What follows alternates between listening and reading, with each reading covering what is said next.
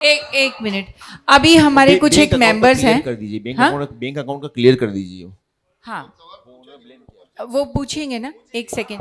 अभी मैं चाहती हूँ कि ये इन्होंने बोला कि हमने कोई शो कॉज नोटिस नहीं दिया, हम किसी को सस्पेंड नहीं करते। यहाँ पे ज़्यादा लोगों को तो नहीं आए हैं, लेकिन एक अभी पीछे बैठे हैं ब्रिजेश करनवाल जी और नीता झांझी जी। मैं चाहती हूँ कि वो थोड़े शब्दों में आपको बताएं कि उनके साथ क्या हुआ है। नीता झांझी जी। और पिंकी अरोड़ा जी भी हैं। जी नमस्कार। मेरा नाम नीता झांझी है। मैं सिंटा की मेंबर होने के साथ साथ इलेक्शन कमेटी में भी रह चुकी हूँ 2-3 साल।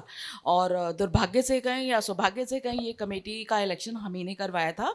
और हम बहुत शौक से लेकर आए थे कि बड़े चेहरों को लेकर आएंगे तो शायद आर्टिस्टों के काम करने में जो प्रॉब्लम्स आ रही हैं उसमें शायद कुछ सुधार हो। जो हमारे 3 मुद्दे थे वो पास नहीं हो पा रहे थे।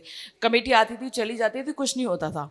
लेकिन आने के बाद तो कुछ और ही रंग हो गया, कुछ समझ में नहीं आया।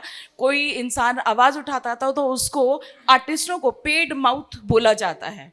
और हम कुछ भी रिकॉर्डिंग मांगते थे या कुछ भी मांगते थे, हमको नहीं दी जाती थी। ये देखिए, इतनी सारी मैंने मेल्स की हैं, कम से कम 10-12 मेल्स की कि मेरे को रिकॉर्डिंग दिखाई जाए। और एजीएम में हमें बोलने का बिल्कुल टाइम नहीं दिया जाता था। अगर हम बोलते थे कि हमें सवाल करने हैं या कुछ पूछना है तो मतलब बहुत ही बुरी तरह से टॉर्चर करके साइड में कर दिया जाता था। ये बहुत ही दुर्भाग्य की बात है हमारे लिए। और हमें अफसोस है कि बड़े चेहरों को लाकर हमारा कुछ काम तो हुआ नहीं। और सबसे पहली बात बता दूं कि ये साल जो तीसरा चल रहा था, इलीगल इन्होंने पास करवाया हुआ था। कमेटी केवल 2 साल की थी, इन्होंने ज़बरदस्ती एजीएम में हाथ उठवा के पास करवाया, जो नहीं होना चाहिए था। Thank you. नमस्कार साथियों, मेरा नाम ब्रजेश करनवाल है। जैसे कि उपासना जी ने कहा था, दरअसल आरके शो हुआ था 18 दिसंबर 2024 को। उसमें उन्होंने खर्चा बताया 27 लाख। मैं पिछले 2013 से लड़ रहा हूँ कुछ चीज़ों के लिए, 3 मुद्दे, कन्वेंस, टाइम से पेमेंट और वर्किंग आवर्स के लिए, जो अब तक हुआ नहीं है, लेकिन अब होगा। हमारे साथ चूँकि आदरणीय बेन तिवारी जी हैं, जो फेडरेशन के अध्यक्ष जी हैं, अभी नई कमेटी आएगी, बहुत जल्दी सारी चीज़ें होंगी। मैंने हिसाब मांगा, मुझे हिसाब नहीं दिया। बोले 27 लाख खर्च हुआ बस। मैंने कहा बफर क्वेश्चन दीजिए ना, बिल दिखाइए ना। बोले वो नहीं देंगे। मैं लेबर कमिश्नर के पास गया, तुरंत मेरा कार्ड कैंसिल कर दिया। बताइए क्या ये कॉन्स्टिट्यूशन कहता है? कार्ड कैंसिल कर दिया। चलिए, दूसरी बात, कमाल की बात, इतने पढ़े लिखे लोग, रोज उनके वकील भी कह रहे हैं कि आधे मेंबर से ज्यादा इस्तीफा देते हैं तो कमेटी भंग होती है। मेरे 100 से नोटिस पे सिर्फ 10 लोगों के साइन है, जिसमें 7 चुने हुए मेंबर है, 3 कॉप्टेड हैं, 11 भी नहीं है, फिर भी कार्ड कैंसिल। जिसमें आदरणीय जनरल सेक्रेटरी साहिबा उपासना जी का सिग्नेचर नहीं है। इतना इलीगल काम उन्होंने किया। दूसरी बात, एक राशिद मेहता नाम के आदमी हैं जो कि फेडरेशन में पहले कभी थे, उनके एक एसोसिएशन है फाइटर की, वहां से उनको निकाला गया है। वो सिंटा में आजकल 26 जनवरी का प्रोग्राम होता है दोस्तों, वो ये कहते हैं कि 26 जनवरी मनाने की क्या जरूरत है, क्यों खर्चा किया, फालतू का काम है ये। ऐसे देशद्रोही को उन्होंने अपने मंच पर बिठा रखा है भाइयों, ऐसे देशद्रोही को मंच पर बिठा रखा है। बताइए, ये उनकी मानसिकता है, उनकी सोच है। अब आप जान लीजिए वो क्या चाहते हैं क्या नहीं। बात यहां पैसे कुर्सी की नहीं है, अब पद और पैसे की हो गई है। 18 करोड़ दिख रहा है, बस उस पे नजर है। बाकी आइए, इतना ही कहना था। Thank you. मैं एक इम्पॉर्टेंट बात कहना चाहूँगी कि जो इलेक्टेड लोग जीत कर आए थे, कमेटी इलेक्टेड लोग तो चला ही नहीं रहे थे। केवल 2-3 मेंबर जो इलेक्टेड थे वही चला रहे थे। और पुरानी कमेटी के जो लोग, जिनको हमने बहुत मुश्किल से निकाला था क्योंकि उनसे हमारा कोई मुद्दे हल नहीं हो रहे थे, तो वही पीछे से बैकग्राउंड में चला रहे थे कमेटी। हकीकत यही है। और जो अब सामने आके उनके साथ कोऑप हो गए हैं, वो सबके सामने प्रूफ है।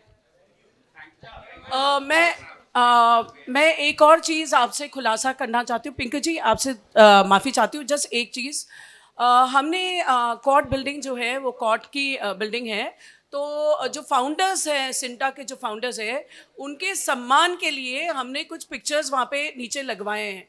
तो एक फंक्शन किया गया जिसमें दिलीप कुमार की फ़ोटो है, मिथुन दा की फ़ोटो है, सुनील दत्त की फ़ोटो है, अमजद खान की फ़ोटो है, अमरीश पुरी की फ़ोटो है, काफ़ी सारे हमारे जो फाउंडर मेंबर्स हैं उनकी फ़ोटोज़ हैं।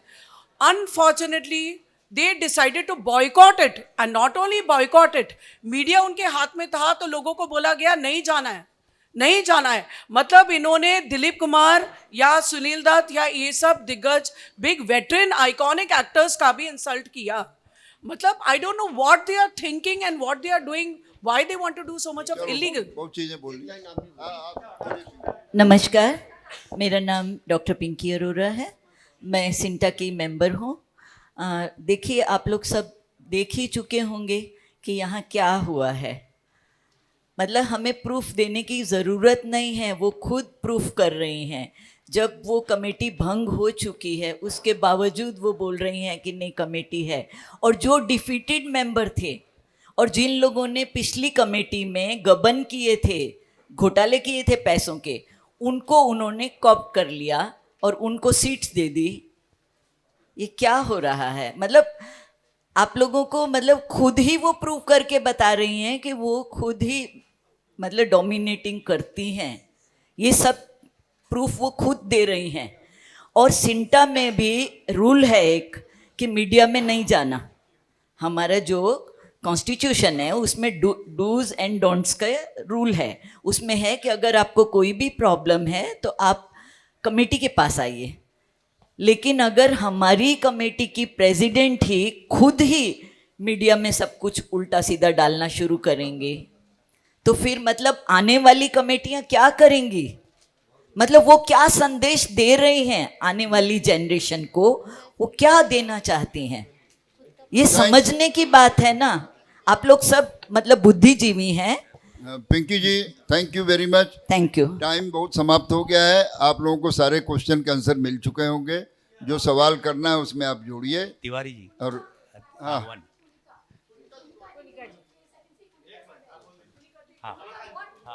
हाँ नमस्कार. हाँ कौन क्या जी? हाँ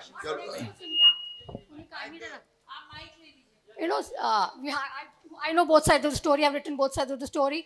I want to know from you, Kunika, what next for Sinta? Y'all are fighting. What about the issues of the artists? Where is Sinta going? मैं इसीलिए यहाँ हूँ. हालांकि मैं कमेटी में नहीं हूँ, लेकिन मैं इसीलिए यहाँ आई हूँ सपोर्ट करने, क्योंकि मैं सिंटा को सपोर्ट करती हूँ, कोर्ट को सपोर्ट करती हूँ, ना कि कोई इंडिविजुअल को.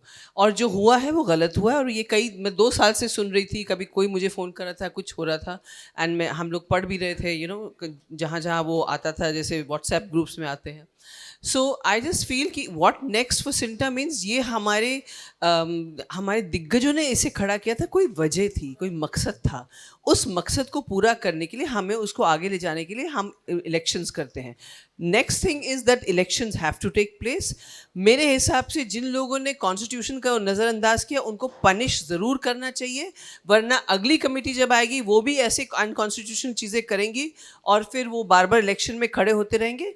सो there should be some cooling off period. This is my opinion. मैंने तिवारी जी से भी कहा कि कोई भी संस्था में अगर आपने कुछ गलत किया है तो you have to get a punishment, and this was wrong.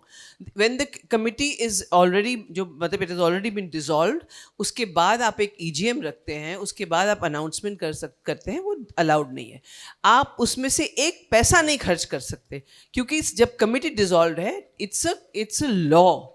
तो आपने कानून तोड़ा है, कॉन्स्टिट्यूशन को नज़रअंदाज किया है, और इसी बेसिस पे तो चलेगा सिंटा. आज अगर हम इसको अलाउ करेंगे तो आगे चल के फिर हम जब नहीं रहेंगे, वो सब हमारे आने वाली पीढ़ी हमको गाली देगी कि आप लोगों ने आवाज़ क्यों नहीं उठाया. आप लोग जैसे हम मतलब बहुत चीज़ें बर्दाश्त करते हैं अपने देश में. हमारी जेनजी हमें बोल रही है कि आप लोग चुप क्यों थे, तो कल को हमें बाकी लोग भी ऐसे ही बोलेंगे. सो अकॉर्डिंग टू मी जो FWICE ने इंटरवीन किया है वो बिल्कुल करेक्ट है. मैंने बल्कि तिवारी जी को एक लेटर लिखा था ये जानने के लिए कि आपने किस हक से ऐसे किया था और क्यों किया था. उन्होंने पूरा मुझे लीगली जवाब दिया है उसका. So I am very clear that इसके आगे सिंटा हैज़ टू गो ऑन. जन्म जन्म तक चलना चाहिए. हर जन्म के आर्टिस्ट को उसका फ़ायदा मिलना चाहिए, और जो भी गलत हुआ है उसको जड़ से निकालना चाहिए.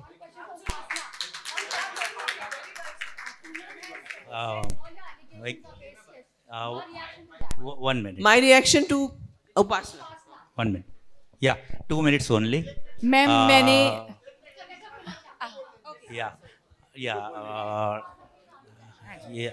मैम मैंने अरे, अब जो उन्होंने वही तो मुझ बोल पे रहा हूँ. एलिगेशंस लगाए थे, मैंने उनका सारे एलिगेशंस का तकरीबन जवाब दिया है कि उन्होंने बोला कि मिनट्स ऐसे क्यों लिखे जाते थे, इतने लंबे लंबे मिनट्स। तो मिनट्स मैं नहीं लिखती थी, स्टाफ लिखता था। मुझे वैसे भी जनरल सेक्रेटरी उसको देखती है कि क्या गलत क्या सही, वो सिर्फ अपने बारे में ही लिखवाते थे। मैंने बताया इनको, तो फिर मैंने कहा कि दूसरे लोगों का पॉइंट ऑफ व्यू भी तो लिखना चाहिए ना, सिर्फ 2 ही लोगों का पॉइंट ऑफ व्यू नहीं लिखा जा सकता। मुझे मालूम है मिनट्स बहुत छोटे होने चाहिए और सिर्फ पॉइंट वाइज ही लिखना चाहिए उसको कि ये मुद्दा है, इसका जवाब ये है। लेकिन अगर मिनट्स 2 ही लोगों के लिए लंबे लंबे लिखे जाएं और दूसरों के बारे में कुछ भी नहीं। और उन्होंने बोला कि मैंने सिंटा को बदनाम किया है। मेरे ख्याल से मैंने सिंटा को कोई बदनाम नहीं कर सकता। हमारी बहुत रिस्पेक्ट है, जिस तरह से हम अपनी कंट्री की रिस्पेक्ट करते हैं वैसे हम सिंटा की रिस्पेक्ट करते हैं। मिनट्स हमारे दिल में रिस्पेक्ट है, इसीलिए तो मैंने कुछ 1 रुपया नहीं मिलता है हमें वहाँ पे सिंटा में, हमें 1 रुपया नहीं मिलता। मैं आपको सबको बता दूं कि हमारी कोई तनख्वाह है या कुछ है। मैं इसलिए वहाँ पे आई थी कि मेरे को इंडस्ट्री में बहुत कुछ मिला। मैंने ज़ीरो से शुरू किया था। मैं होशियारपुर की रहने वाली हूँ, एक छोटी सी जगह की। आज मैं पूरी दुनिया में अगर लोग मुझे जानते हैं तो वो मेरे करियर की वजह से और आप इंडस्ट्री वालों की वजह से जानते हैं।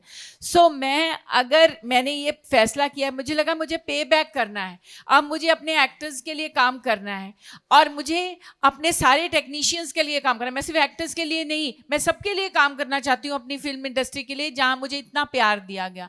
और वहाँ पे हमारे साथ इतनी इंसल्टिंग बातें जो कि अभी आपने सुनी होंगी शायद सबने, मतलब कोई सुन ना सके ऐसे ऐसे एलिगेशन। मुझे टॉम डिक एंड हैरी कहा गया, मिनट्स के अंदर है टॉम डिक एंड हैरी, उपासना सिंह, और मुझे कहा गया तुम तो कैरेक्टर आर्टिस्ट हो, हम स्टार हैं। इस तरह के वर्ड्स मेरे लिए यूज़ किए गए। कभी देखना, अगर आपको टाइम मिले ना और कमेटी आई दूसरी तो ज़रूर देखिएगा। इनको बोला गया तेरे को तो आती नहीं इंग्लिश, मतलब इस तरह के वर्ड्स। तो मेरा ख्याल है कि मैंने अपने सारी जितनी भी चीज़ें थी वो मैंने क्लियर की हैं। और ये जो है दीपक पराशर जी रो कर निकले हैं। सीपी ठाकुर जी ने इनके साथ इतनी बदतमीजी से बात की कि उसके बाद मुझे इनको हॉस्पिटल लेके जाना पड़ा, इनको पेन स्टार्ट हो गया। ये तो मैं बहुत कम आपने सुना है। हमने 2-2.25 साल जो सहा है ना, वो शायद अगर कोई और होता तो नहीं सहता, इसीलिए रेजिग्नेशंस हुए हैं।